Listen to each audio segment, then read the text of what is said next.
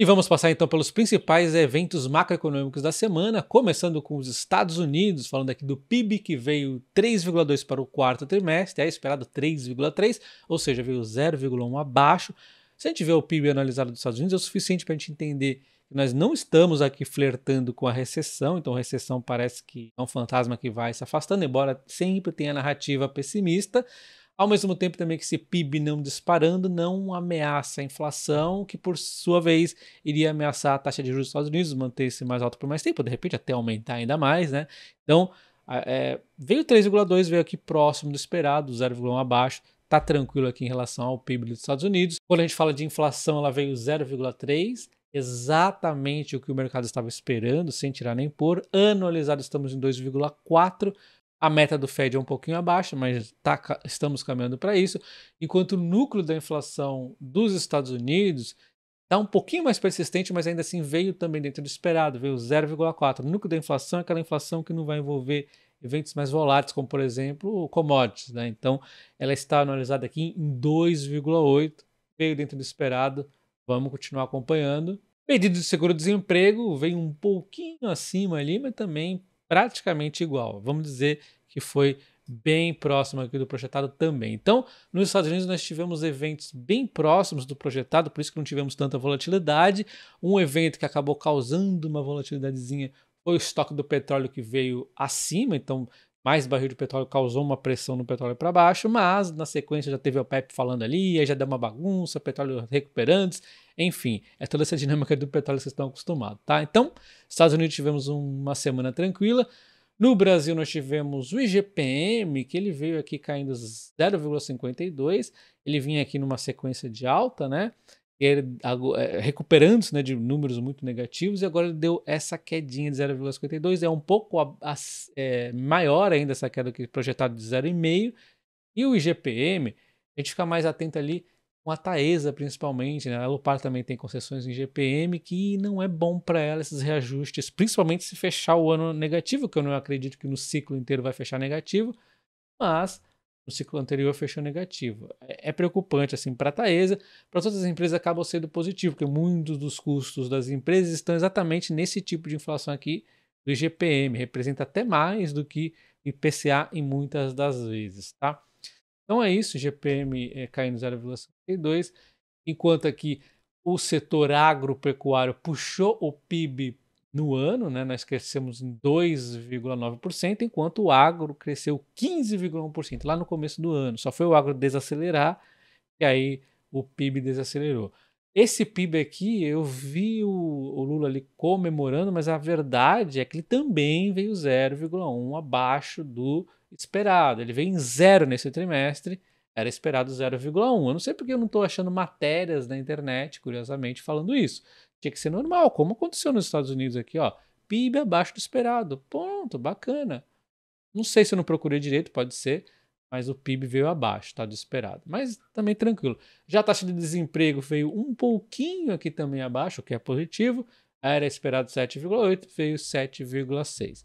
Então, em termos de Brasil também, sem grandes surpresas em eventos macroeconômicos, mas quando a gente entrar aqui nos planos do governo para o setor elétrico, aí o negócio vai apertar. Mas enfim, antes disso, vamos falar então da nova bolsa que pode entrar, o fundo Mubadala Capital, que é aquele ali que tem até algumas combinações ali com a Petrobras, está resolvendo a questão da refinaria, né?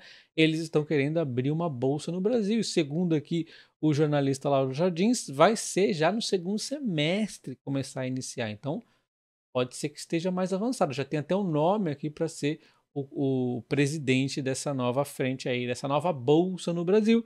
O que para o investidor pode ser bacana, mas para a B3 seria uma tragédia, né? Um concorrente aqui, já que ela vive aqui de um monopólio nesse momento. Mas são poucas informações que temos nesse momento.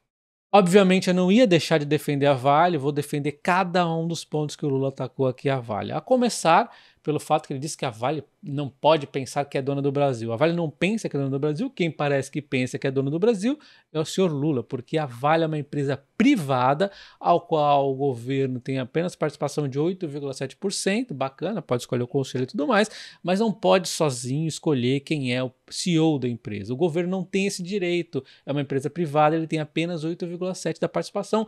Todos os outros acionistas grandes aqui quase tão grandes quanto o governo, inclusive desses outros aqui, ninguém quer o Manteiga, ninguém quer essas porcaria aí de companheiro. Então, não, a Vale não quer ser dona do Brasil, a Vale quer ser dona dela mesma, e ela é dona dela mesma. Nós somos donos da Vale, não o governo. Lula também comete uma série de outras imprecisões, e o Poder 360 já até organizou aqui para mim ficar mais fácil de mostrar para vocês. Então, olha só, ele disse que a Vale ultimamente vem vendendo mais ativo do que produzindo minério de ferro e que está perdendo o jogo para muitas empresas australianas. E não é bem assim, não é verdade. O Poder 360 mostra que a Vale evoluiu aqui, né? Teve uma alta em relação a 2022 de 4,3% no minério de ferro, e ainda mostra que, além de aumentar essa produção do minério de ferro, ela vai conseguir, aliás, continuar aumentando essa projeção. Em 2024 não vai ser um grande aumento, mas daqui para frente vai aumentando sim esses volumes todos, e com minério de qualidade diferenciada, uma altíssima qualidade, além do cobre e do níquel, que está crescendo horrores ali, né? Então, sim, a Vale está crescendo no caminho da qualidade, sem deixar a segurança de lado. Aliás, quando a Vale teve essa diminuição do volume, foi exatamente para cumprir com a segurança. Ela não diminuiu o volume porque ela resolveu esculachar as operações, deixar largada. Não, ela não foi largada. Ela estava reduzindo as operações para poder fazer exatamente as melhorias necessárias para a segurança, né? Que aí a gente entra no ponto daqui a pouco. Vale não explica por que desistiu de mina Moatize em Moçambique, e foi um esforço para a gente conseguir. Quando ele falou de mina Moçambique, Moatize, eu já na hora já lembrei aqui que é uma mina de carvão, e aqui é o foco no core business. Essa é a justificativa da empresa. Então, sim, a empresa justificou, teve fato relevante, está aqui o fato relevante. Total de 270 milhões foi a venda, e no início de 2021 a Vale anunciou que seu objetivo não é possuir mais ativos de carvão, focando em seus negócios core, e uma ambição de se tornar líder na mineração de baixo carbono. Olha como ele confunde as coisas, né? Caramba, o cara não quer que ela vá lá e minere a porcaria do minério de ferro, aí ela vai e vende a carvão porque o foco dela é minério de ferro e segurança, e aí ele vem reclamar. Aí, se não bastasse para ficar mais complexo, ele vai lá e reclama da segurança. Caramba, mas a Vale diminuiu o volume, o infeliz, para investir na segurança. Ela está sim investindo na segurança e cuidando sim de Brumadinho. Então ele fala aqui: Vale não pagou as desgraças que eles causaram em Brumadinho, não construiu casas que prometeram, criaram uma fundação para cuidar da Vale, e agora ela fica fazendo propaganda como se a empresa que mais cuida do país. Não é bem assim. A Vale pagou 69% dos 37,7 bilhões previstos no chamado Acordo de Reparação Integral de Brumadinho. Esse acordo foi feito com diversas autoridades, nível estadual e federal, e até agora tem 15.400 pessoas que já fecharam o acordo de indenização em função do rompimento da evacuação preventiva. Também foi implementado um programa de segurança de barragens, onde já foram eliminadas 13 tipos de estruturas a tipo montante. Eu já mostrei para vocês como é que são essas estruturas tipo montante. Essas barragens a montante são as mais baratas e as menos seguras, e elas começaram, adivinha quando? Quando a Vale era uma empresa estatal, a porcaria do governo iniciou essas barragens a montante. Agora a empresa já privatizada, com aquelas tragédias ocorrendo, que aliás o governo também não fiscalizou direito, ela está eliminando esse tipo de barragem, ao qual existe um risco muito maior. A empresa já fez isso, eliminou 13 barragens, vai eliminar mais 7 aqui nos próximos 2024 a 2026, e vai eliminar mais 10 de 2027 até 2030 ali provavelmente, eliminando por total todas as barragens a montante. Lembrando que as barragens a montante estão agora em regiões onde, vamos dizer, não tem aquele risco daquela tipo de tragédia ali de Brumadinho. Os níveis de emergência ela também vem aqui reduzindo. Então a Vale está fazendo o que ela tem que fazer. Ela diminuiu o volume exatamente por conta de tudo isso que ela tinha que fazer para melhorar as operações, E também está vendendo ativos de carvão porque não é o core business dela. O core business dela é ferro e, secundariamente, os ativos da transição energética. Eu fico surpreso, né, com o presidente do Brasil não conhecer as estratégias da Vale como eu, uma pessoa, um investidor comum, né? Beleza, ele não precisa saber de preço, se é bom investir, se não é, mas ele tem que saber os planos da Vale. A Vale é gigantesca, é vergonhoso ele fazer esse tipo de argumentos. Projeto de reforma do setor elétrico está pronto, diz ministro, e isso aqui me assusta muito, o que está sendo discutido, e nós vamos ver que isso aqui é uma ameaça para o setor elétrico inteiro, é uma ameaça muito grande, tá? Enfim, mas primeiro falando da questão das distribuidoras, a gente tem as concessões vencendo, EDP primeiro, a Light na sequência, Enel Energisa, né? Enel Energia, CPF Energia, esses dois aqui, CPF Energia, temos Enel Equatorial, Enel Energia, EDP, CPFL Piratininga, mais CPFL Energia, Energisa, Neoenergia, Equatorial Energisa. Então a gente vê que Copel e CEMIG estão mais aliviadas nesse sentido, tá? Eu já mostrei uma tabelinha dessas no Excel para vocês, né? Enfim.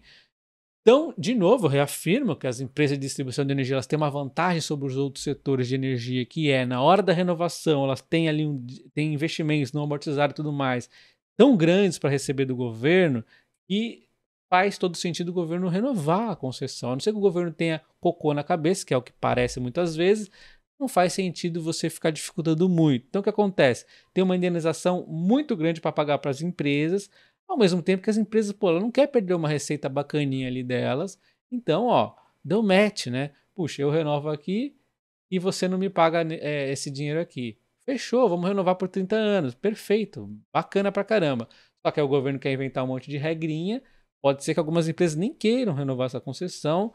Se renovarem, pode ter dores de cabeça. E aí, isso aqui pode repercutir para o setor elétrico inteiro. Não pense que é só distribuição. Isso se repercutir para outros, poderia ainda ser pior. Eu sempre tenho que lembrar vocês que tem gente que não sabe. Na época da Dilma, ela fez uma MP para reduzir o preço de energia. Ela foi na TV, falou que ia reduzir o preço para a indústria, para o comércio, para a residência, maravilha, que bacana. O que aconteceu foi, reduziu na marra, na canetada o preço de energia, e você não pode interferir no setor nenhum, né? Muito menos de energia que é tão ali autoajustado, né? O que aconteceu? Você reduziu o preço na marra, você destruiu a Eletrobras no meio do caminho, que foi obrigada a assinar, inclusive, aquela questão da cotização, né? Você destruiu, você mexeu, você tirou a segurança do setor elétrico. As empresas olhavam para o Brasil e falavam, o quê? Eu não vou investir no Brasil para ganhar X, se eu posso ganhar X nos Estados Unidos, ou sei lá, em outro país aqui, e Y, que é mais ainda nesse outro país, que é mais arriscado, mas olha só, o retorno é muito melhor, eu não vou investir no Brasil. O que acontece é o desequilíbrio entre oferta e demanda. Você tem uma demanda que está sendo prejudicada reduzindo, enquanto a oferta sempre tende a aumentar. Desequilíbrio acontecendo, apagões foram recordes no governo Dilma, com falta de energia todo mundo paga mais para isso, e aí a energia fica mais cara, e aí no final das contas a tarifa subiu 20% acima da inflação depois disso. Então o que aconteceu foi que ninguém ganhou, né? Todo mundo perdeu. Perdeu as empresas, perdeu muito a Eletrobras, perdeu o consumidor, perdeu as empresas que utilizam energia, todo mundo perdeu. E volta e meia tem algum abobado defendendo essas ideias socialistas de controle de preço, mas nenhum desses abobados consegue explicar isso tudo que eu acabei de comentar do setor elétrico. Alguém explica por que isso foi benéfico para quem? E vamos falar então da nova PL da desgraça, 4831. A Genial comentou os principais pontos, alguns deles chegam a ser piada, tá? O que o pessoa tem na cabeça para fazer um negócio desse? E ela foi criada por João Carlos Bacelar, que é do PL lá da Bahia, e aí o curioso é o seguinte, né? Esse cara aqui já deveria ter sido expulso há muito tempo do PL, já que ele é um aliado do governo. Vota insistentemente contra propostas da época do governo lá do Bolsonaro, nem o impeachment, que eu não acho que ele tinha que votar e nem desvotar, só estou comentando que é mais um ponto que ele está sempre a favor do Lula, foi eleito aqui, escolhido um dos vice-líderes do governo Lula na Câmara, enfim, o cara não é para estar sendo do PL, já deveria ter sido expulso, então culpa do PL também por deixar esse cara aí ainda no partido dele, tá? Mas enfim, essas ideias aqui socialistas eu detesto, independente de que partido for, independente de quem for. Se amanhã ou depois o Tarcísio, que é um dos caras que eu mais gosto, resolver fazer uma coisa dessa aqui, eu vou ser contra, obviamente. E vamos então aos fatos, começando aqui com o primeiro, que já é bem desgostoso, né? Um fato aqui que, vamos dizer, ele tira um pouco do poder de órgãos, que eu já acho que tem alta intervenção política, como a ANEEL Tribunal de Contas da União e Ministério de Minas e Energia, principalmente o Ministério de Minas e Energia, né? Mas pelo menos tem um pessoal aqui mais competente, que vai analisar tecnicamente, né? E agora depende de aval do Congresso Nacional. E aí a Genial comenta, né? Que esse processo de renovação, então, que está sendo prejudicado o processo de renovação, ficaria exposto a sabores e dissabores e interesses difusos do corpo político da época da renovação da concessão. Então, é um problema que pode se alastrar para qualquer outro governo. Não sei qual será o governo futuro, pode ser de repente pior que esse, melhor seja o que for. Próximo item, ao qual eu também não concordo, mas esse aqui pelo menos acaba sendo benéfico para as distribuidoras e ruim para os consumidores, ele acaba atrapalhando aqui a expansão do mercado livre de energia. Na prática, esses artigos acabam limitando o acesso dos usuários ao mercado livre de energia e a preços competitivos em relação ao mercado regulado. Achamos que esse artigo deve trazer muita oposição por parte das indústrias, principalmente, já que as distribuidoras teriam sua reserva de mercado garantida. Acaba sendo melhor para as distribuidoras isso e ruim para o mercado. Não concordo com esse item também, assim como não concordo com o item anterior. Dois itens são péssimos até o momento. Item número 3, outra porqueira desgraceira aí. Olha só, nesse aqui fala sobre a renovação da concessão não poderá ser onerosa. Olha só, vamos entender. O primeiro item fala aqui da questão dos descontos, né, para a tarifa social de energia, e fala o item B sobre a expansão e universalização da energia. A Genial comenta correta aqui, né? Em relação à expansão da energia, tudo bem, já estamos em 99%, não é o fim do mundo, tá? Beleza, 1% não vai ser tão caótico assim, mas o primeiro item é problemático, porque os contratos de concessão operam sob equilíbrio econômico-financeiro e a redução da tarifa social sem nenhuma contrapartida clara pode reduzir a atratividade da operação da distribuição que estiver sendo renovada, porque obviamente, né, quem tem que arcar com descontos aqui para tarifa social tem que ser o governo, cara. Não faz sentido você nem cogitar a pensar numa desgraceira dessa, né? É cortesia com o chapéu dos outros? Como é que é? Eu sou meio chapolim nessas frases aqui. Enfim, é o governo querendo fazer aqui bondade via distribuidor. Isso não faz sentido. Item número 6. Item número 6 é meio pra chorar. Eu não acredito que eu tô lendo isso, eu não acredito que um ser humano escreveu isso.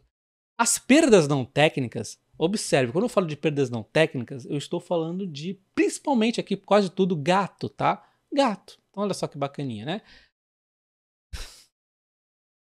Os gatos não poderão ser considerados pela ANEEL nos processos de reajuste e revisão tarifária, sendo responsabilidade da concessionária de distribuição de energia elétrica, exceto se comprovada a ausência da presença do Estado na área de atuação, impedindo a segurança do acesso aos funcionários ou preposto das companhias para o correto desempenho das atividades. Hoje em dia, existe ali um limite, um tolerável de perda não técnica, e aí depende da região, eles fazem os cálculos ali do aceitável. Muitas empresas sofrem muito para conseguir deixar ali essa perda não técnica dentro do aceitável, e a gente sabe da situação da Light que ela não consegue, porque é impossível. E aí eles vão e falam que não querem limite nenhum. Eles não querem limite nenhum, eles querem passar a responsabilidade de cobrar o gato 100% das empresas. Item número 7, a desgraça continua. Os conselhos de administração das concessionárias de distribuição de energia elétrica deverão garantir no mínimo 20% das vagas para representantes indicados pelas unidades da federação onde está constituída a área da concessão. Esse artigo abre a possibilidade de indicações políticas às empresas de concessões de distribuição de energias renovadas. Então vai renovar lá e vai fazer um cabidão de emprego, né? Os companheiros vão invadir as distribuidoras, tá? E os governos posteriores também. Não se esqueça do like no vídeo. Agora nós vamos para o último item, tá? O último item. As prorrogações deverão ter um prazo limitado a 15 anos. Hoje elas têm 30 anos. Obviamente, isso aqui tira a previsibilidade. Genial complementa, a redução do prazo não apenas reduz a atratividade da renovação, como deixa o processo de renovação menos previsível e exposto aos sabores dos congressistas na época.